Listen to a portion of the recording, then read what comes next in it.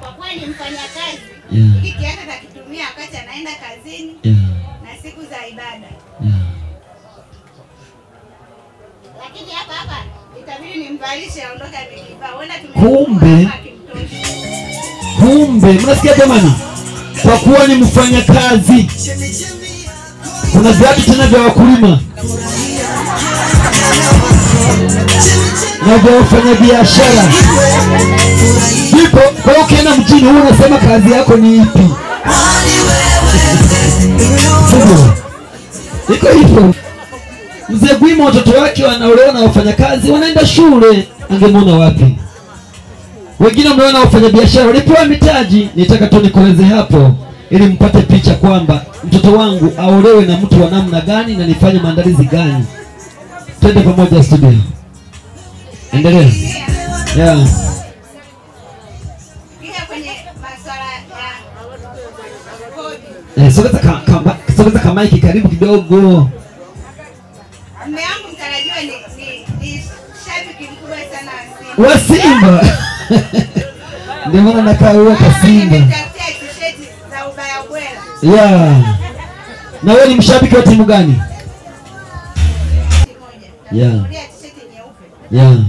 Kuna t-shirt hii ya blue. Ongea sasa hapo hawajasikia wadau. Ni mshabiki sasa wanacheza saa 8, saa 7, saa 6. Unamruhusu kwenda kuangalia mpira. Tuwe mashahidi na mashuhuda, sio baadaye wewe ndio wana eti kisa ameenda usiku wakati na t-shirt umempa. Karibu.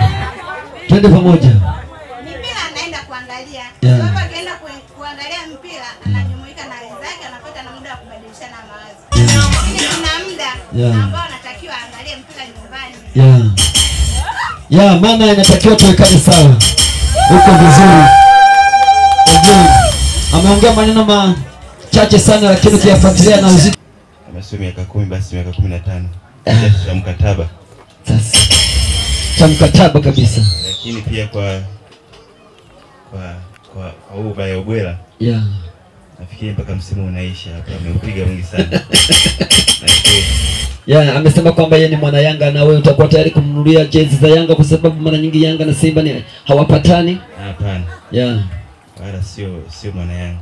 Sio mwana Yanga. Yeye yupo Simba vile vile. Ni Simba. Okay. Basi Mungu akubariki sana. Shukuru sana. Amina sana. Kwa nini unaipenda Simba? Ili angalau upate washabiki wengine wa Yanga na timu nyingine wahamie Simba. Unawashawishi kwa lipi? Kama unavyoona kila sehemu Simba inaongoza. Inaongoza kundi ya ligi ya wanawake. Inaongoza ligi mama, ligi ya wanaume. Lakini pia Simba ndo klabu ambayo inaongoza mashindano ya kimataifa, yani CAF Champions League.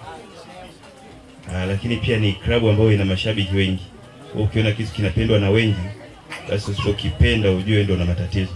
Basi sawa, kulingana na mazingira ya nyumbani jinsi yalivyokuwa muda ule, hatuweza kupatia fursa za kujitazama baadaye kwenye TV yani ya shooting kama hii. Ungeweza kutoa historia kwa ufupi kwamba mchumba wako sasa mlikutania wapi na vivutio zaidi kwake vilikuwa ni vipi zaidi, kwa sababu wengine mpaka wanaenda kwenye nguvu za giza kutafuta wako. Ndio swali zuri. Swali zuri sana. Hiyo swali sisi nilianzia kulijibu. Lakini kiufupi mimi na bibi harusi mtarajiwa kilichotuunganisha naweza nikasema ni Mwenyezi Mungu. Kipindi hicho kama miaka 3 iliyopita tulikuwa tunakutana kwenye vikao vya kazi.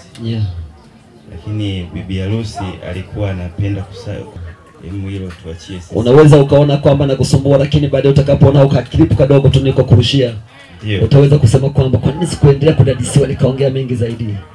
Hiyo iliwahi kunitokea wakati nafunga ndoa. Leo sitamani kuangalia ule mkanda kwa sababu MC hakuwa mzalendo kama mimi. Ndio. Kwa hiyo naweza nikasema tulipe muda. Nitakujibu baadaye.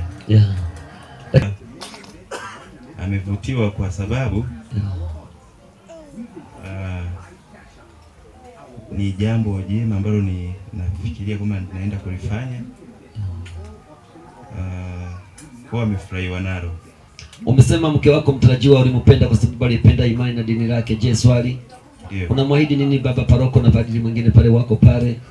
Utaendelea kumlinda kiroho na kimwili na utampa vipindi vya kwenda kanisani ikiwezekana jiunge na kwaya?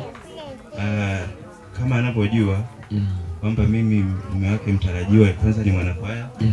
Naimba sauti ya 4. Pio kabisa.